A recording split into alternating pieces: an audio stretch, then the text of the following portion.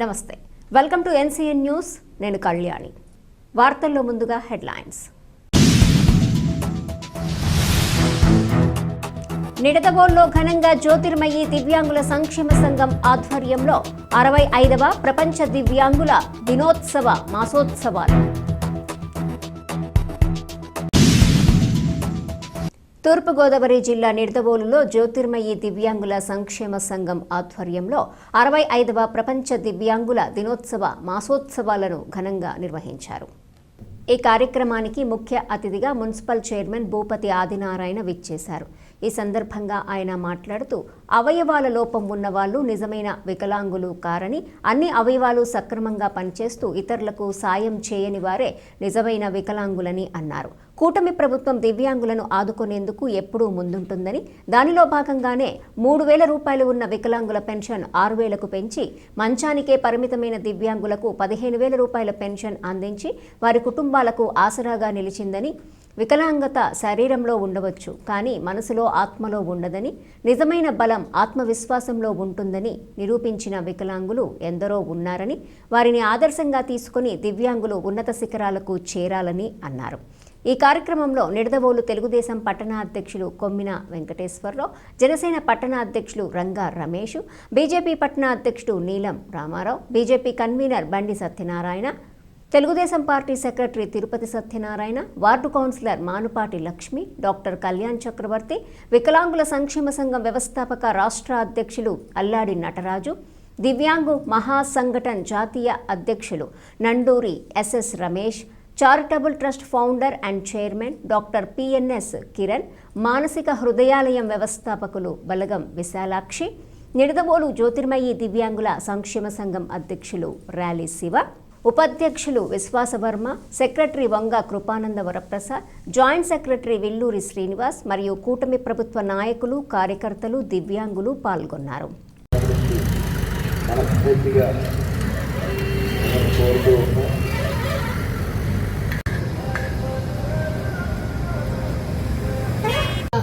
మా యొక్క దివ్యాంగుల సంక్షేమ సంఘం ఆధ్వర్యంలో జరుగుతున్న ఈ కార్యక్రమంలో తప్పట్లు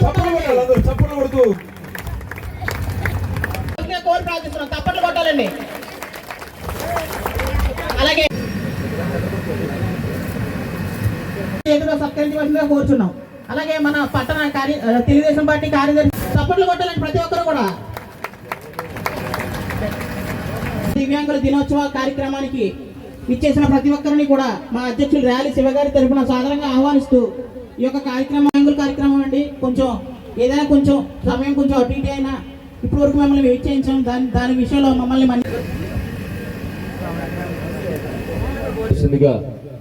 సభ అధ్యక్షులు అల్లాడి నటరాజు గారిని వేదిక మీదకు ఆహ్వానిస్తూ ఉన్నాం.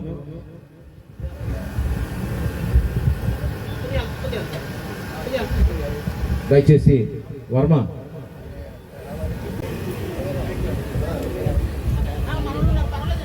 పర్లేదు సార్, మీరు రండి.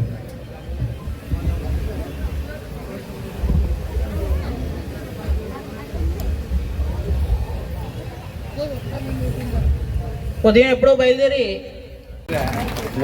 ఉదయం 5:30కి బయలుదేరారండి ఆయన.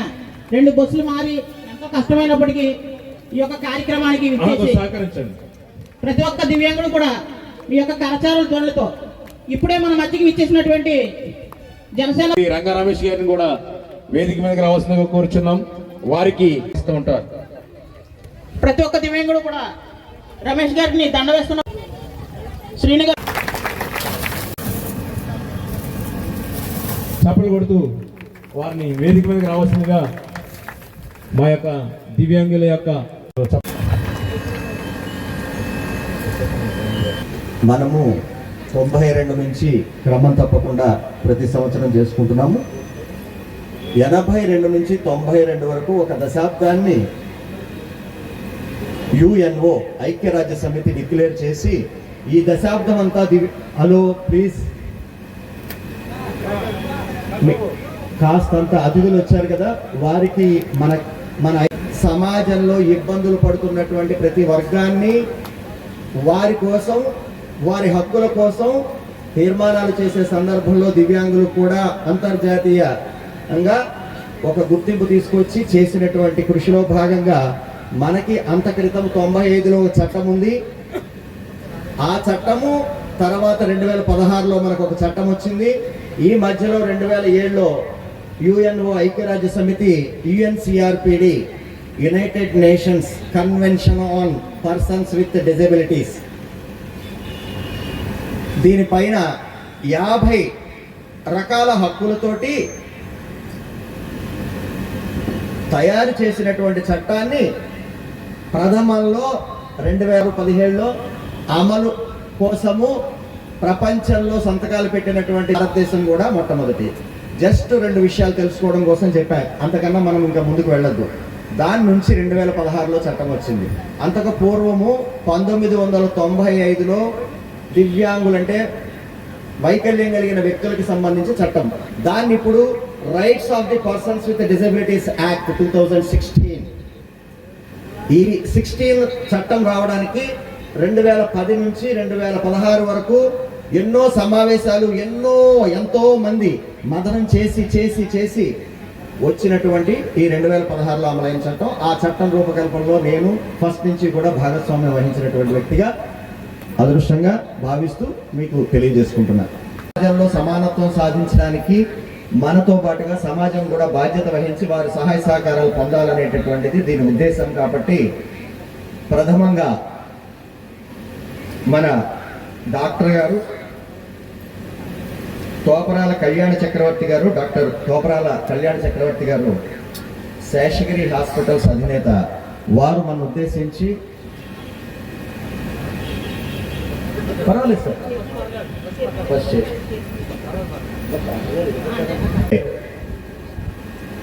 ప్రథమంగా అంటే విషయము అతిథులకి కొంత రన్నింగ్లో పెట్టడం కోసం చెప్పాలని అనుకున్నాను.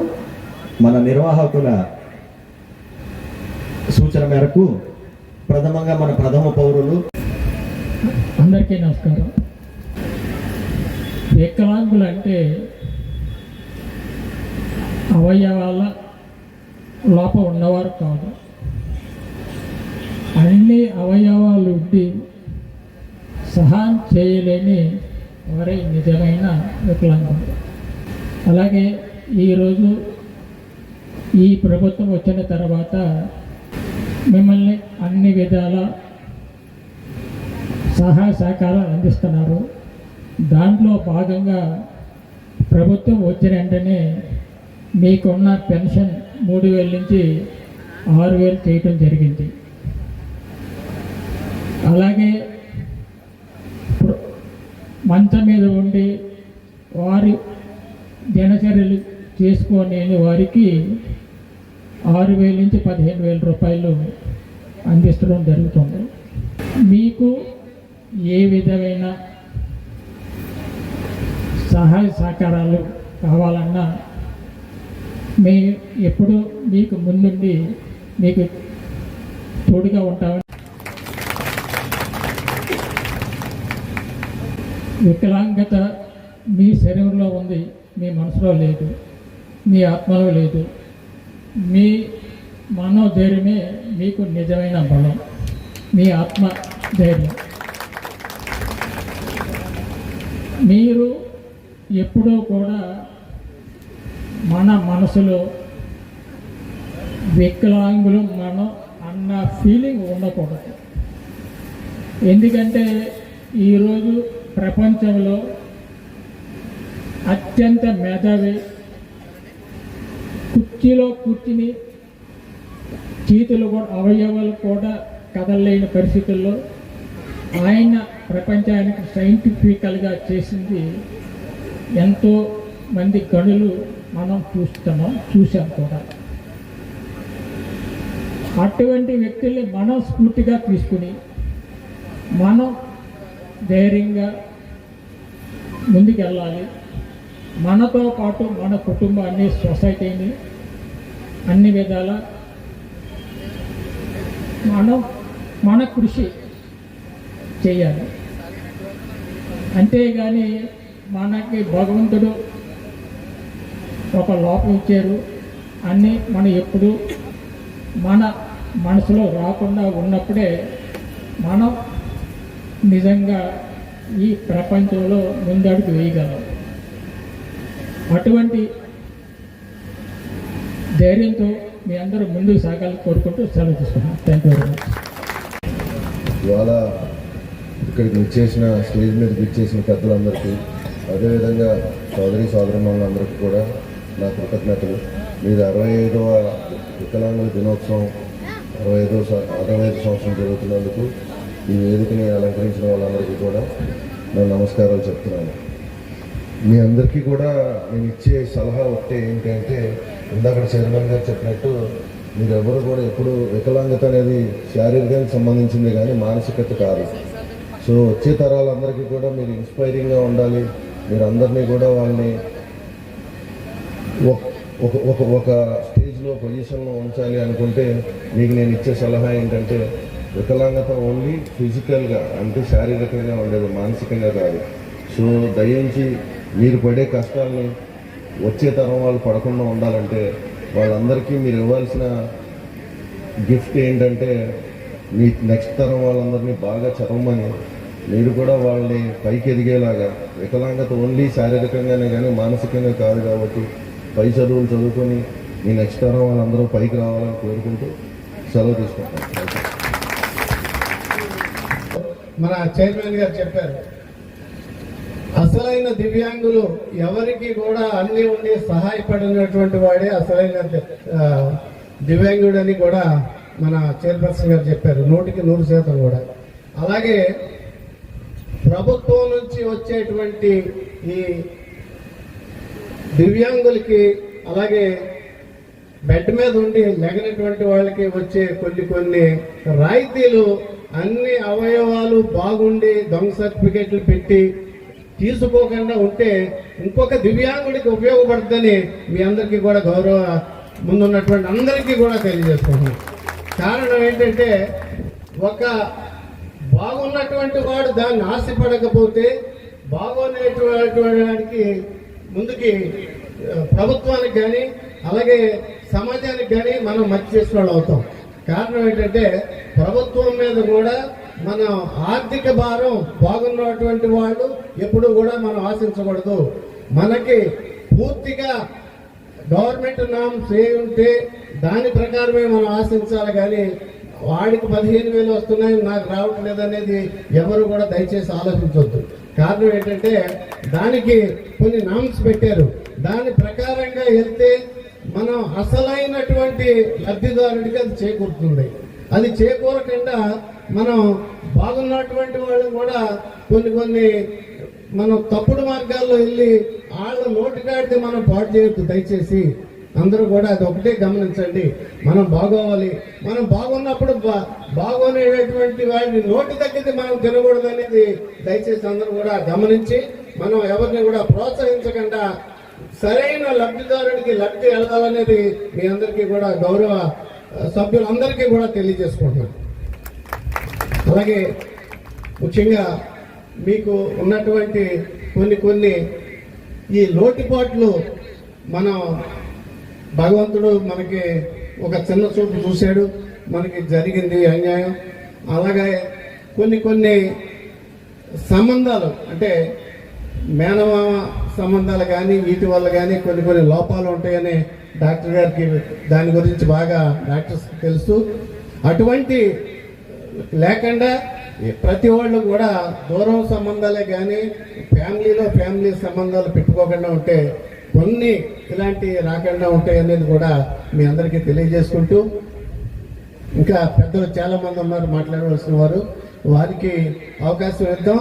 అలాగే అందిస్తుంది ఈవేళ బెడ్ మీద ఉండి ఇంకొక తీసుకుంటే తప్పనిసరిగా 15,000 రూపాయలు ఇచ్చే పరిస్థితి ప్రభుత్వం ఇస్తుంది. అలాగే దివ్యాంగులకు కూడా 6,000 రూపాయలు ఇస్తుంది. అలాగే వృద్ధులకు కూడా 3,000 నుంచి 4,000 రూపాయలు పెన్షన్ చేశారు. మీరు అందరూ కూడా గమనిస్తున్నారు. తప్పనిసరిగా ప్రభుత్వం ఆదుకుంటుంది. అలాగే మనం కూడా ప్రభుత్వానికి నిజాయితీగా నిజమైన లబ్ధిదారుడే మనం ఇది తీసుకోవాలనేది కూడా గమనించి అందరూ సహకరించవలసిందిగా కోరి ప్రార్థిస్తున్నాం. ఎవరండి దివ్యాంగులు అంటుంది? ఆ లోపం మీలో ఎక్కడ ఏమీ లేదండి. ఈరోజు ఇంత అద్భుతంగా ఈ స్టేజ్ని అలంకరించిన మా శివ, వారితో పాటు ఉన్నటువంటి ఈ బృందం ఎంతో అద్భుతంగా ఈ వేదికను అలంకరించారు. ఈ వేదికని ఇంత ఇదిగా తీర్చిదిద్దారంటే అప్పుడే మనం తెలుసుకోవచ్చు మీకెవరికి అంగవైకల్యం ఎవరికి లేదు. ఇది భగవంతుడి చిన్నపాటి లోపం కల్పించిన విషయమే తప్ప మీరెవ్వరూ కూడా మేమేంటి ఈ స్థితిలో ఉన్నాం, ఇలాగ ఉన్నాం ఏంటని చెప్పేసి మీరు ఎప్పుడూ కూడా మనోవేదన ఎట్టి పరిస్థితిలో కూడా చెందవద్దు. అది నా యొక్క చిన్న సజెషన్. అదేవిధంగా పక్కవాడిని మోసం చేసేవాడే, వాడిని దోచుకున్నవాడే నిజమైన అంగవైకల్యం ఉన్నటువంటి వ్యక్తి. ఇప్పుడు మీరున్నారు, మీరు కూర్చున్నారు, మీ వరకు మీరు ఉన్నారా, మీరు చేస్తున్నారా, మీరు ఏ విధంగా వెళ్తున్నారు అన్నదొక్కటే మీ మైండ్లో ఉంటుంది.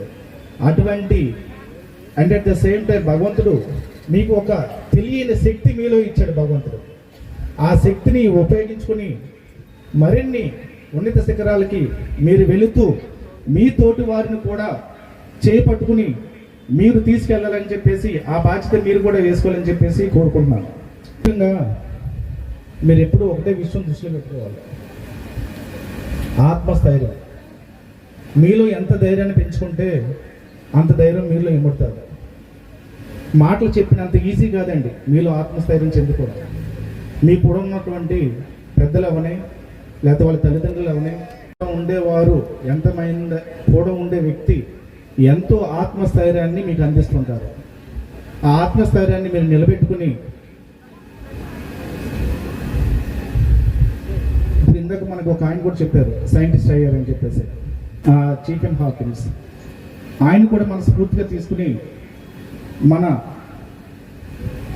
నియోజకవర్గంలో కానీ రాష్ట్రంలో కానీ మన దేశంలో కానీ ఎన్నో విషయాలని అంటే ఆయన పేరు ఒకటే మనం చెప్పుకుంటాం అస్తమానని, కానీ ఆయనతో పాటు కూడా అంగవైకల్యుడు కూడా ఎన్నో విషయాల్లో ఒక డాక్టర్ అవనివ్వండి, వేరే వేరే వృత్తులు అవనండి, ఎంతో ఉన్నత శిఖరాల్లో కూడా ఉన్నారు. ఆ స్థాయి కూడా మీరు అందరూ ఉండాలని చెప్పేసి కోరుకుంటూ, ఇప్పుడు హృదయాల వాళ్ళు వచ్చారు, వాళ్ళ తండ్రులు కొంతమంది వాళ్ళని హృదయాలు వదిలేస్తున్నారు. వాళ్ళు ఏం చేస్తున్నారంటే కేర్ తీసుకుని ఎంతో ఇదిగో ఎంతో ఆప్యాయతగా ఎంతో ప్రేమతోటి వాళ్ళందరినీ కూడా వాళ్ళు చూడడం జరుగుతుంది. అలా కాకుండా ఆ తల్లిదండ్రులు ఇది భగవంతుడి లోపం అని చెప్పేసి మీలో మీరు స్థైర్యం నిలబెట్టుకుని ఇది భగవంతుడి లోపం అని చెప్పేసి వాళ్ళు వెన్నంటే కేర్గా ఉండాలని చెప్పేసి అలాగే ఎక్కడో దూరంగా వేరే చోటను వదలద్దని చెప్పేసి వారికి కూడా చెప్తూ ఈ అవకాశం ఇచ్చిన మీ ముందు నిలబడి ఇలాగ మాట్లాడే అవకాశం కల్పించిన ఈ సంక్షేమ సంఘానికి నా యొక్క హృదయమైన నమస్కారం తెలియజేస్తున్నాను. భారతీయ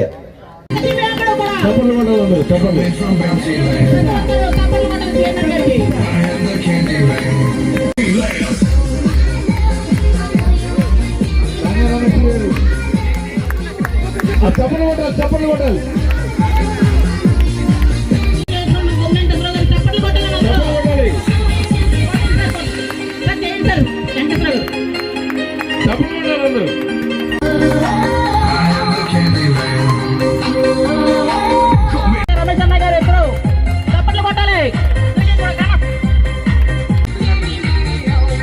ప్రతి ఒక్కరు కూడా మీ యొక్క కరచరణ ఓర్పు సహనంతో మా కార్యక్రమానికి విచ్చేసిన ప్రతి వ్యక్తం చేయాలి. కూడా కరచరణ ధ్వనులతో మీ యొక్క ఆశయం వ్యక్తం చేయాలి. సందర్భంగా ప్రతి ఒక్క దివ్యాంగుడు కరచరణ ధ్వనులతో ప్రోత్సహిస్తూ షాపులు పెట్టిస్తున్నా